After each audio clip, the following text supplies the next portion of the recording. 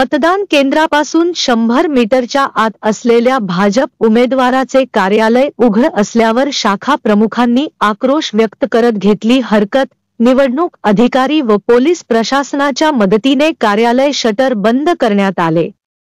मालाड पूर्व येथे मतदान केंद्राच्या 100 मीटरच्या आत भारतीय जनता पक्षाच्या कार्यालय उघडून काही भाजप कार्यकर्ते प्रचार करत दिसून आले। ह्याबाबत शिवसेना शाखा 36 चे शाखाप्रमुख आनंद आल्हाट यांनी निवडणूक आयोगाचे अधिकारी गण यांच्या समक्ष हरकत घेतली असता निवडणूक अधिकारी व पोलीस प्रशासनाच्या मदतीने मतदान केंद्रापासून 100 मीटरच्या आत असलेल्या हा भाजप कार्यालय तत्काळ बंद करण्यात आले।